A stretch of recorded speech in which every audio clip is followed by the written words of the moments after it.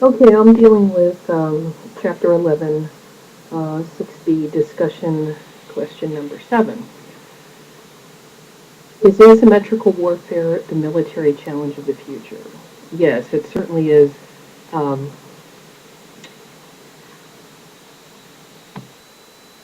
is asymmetrical warfare something new to the U.S.? No, it's not. Um, the United States uh, has multiple experiences with asymmetrical warfare in their past. So I have a couple of examples here. Um, whether it's something that they were on the giving or receiving end, um, they've been involved in it.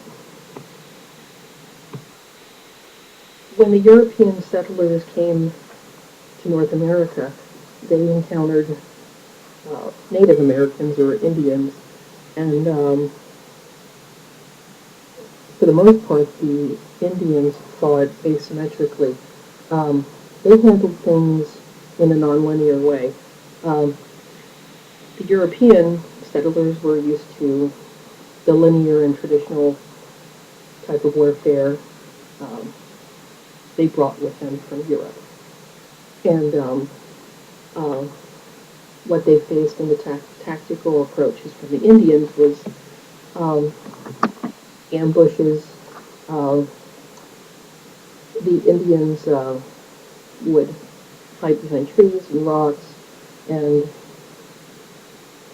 just handle things in a very different um, manner compared to um, lining up in artillery lines or something like that. They just handled it from this other perspective. The Americans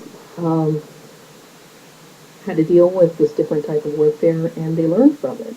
Um, uh, in 1777, um, during the Revolutionary War at Saratoga, there were American militiamen that um, actually fought how they called Indian style, and um, which was asymmetrical and nonlinear.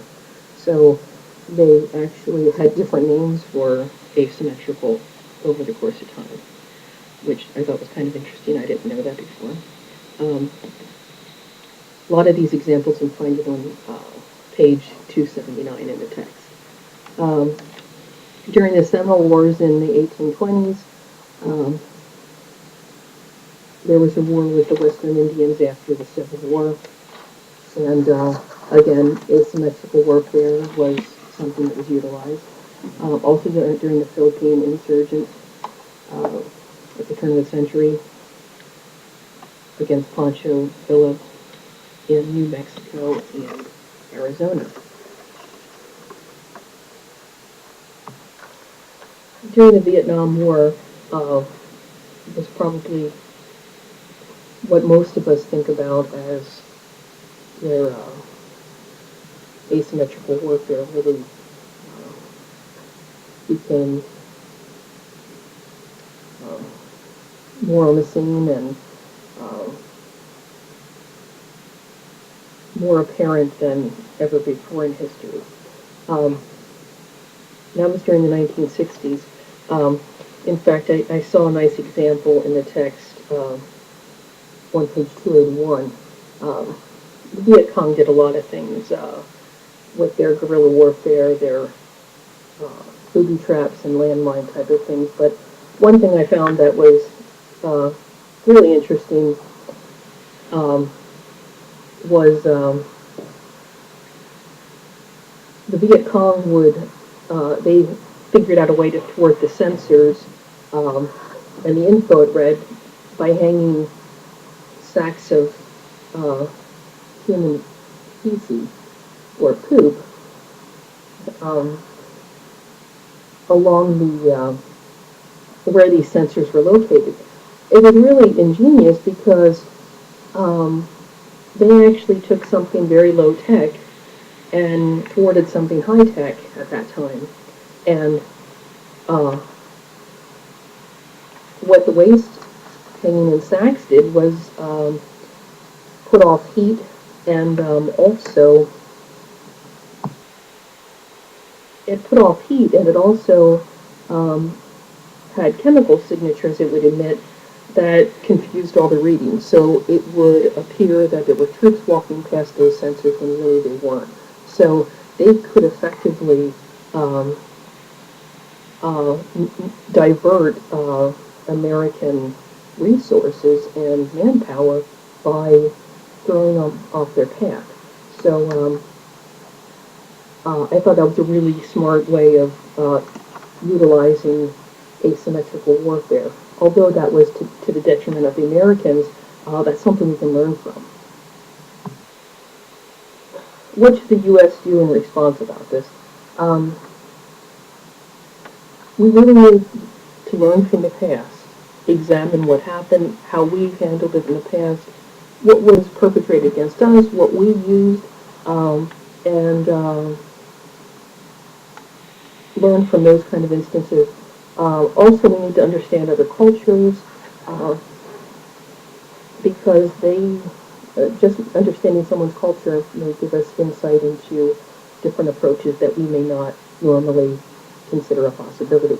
Um, Also, we need to examine the weaknesses of other nations as well as our own. If we were going to sabotage a country in that type of warfare, how would we do it? What would we look for? And how could somebody do that to us?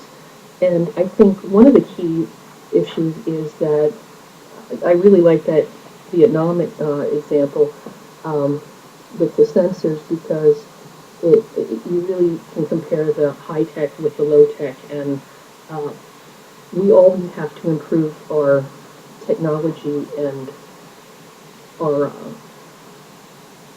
our capabilities and advancement, but also we can't underestimate those type of technologies being thwarted.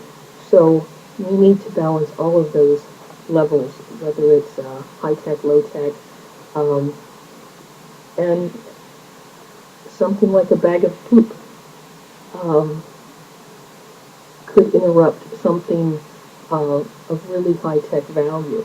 So uh, we can't look too high and too low or too close or too far. We have to consider any possibility, even if it seems uh, ridiculous, because it anything is fair game when we get to asymmetrical warfare. So I think that's critical for the United States to keep that in mind and not underestimate um, any opponent or uh, underestimate the possibilities that we may need to counter them.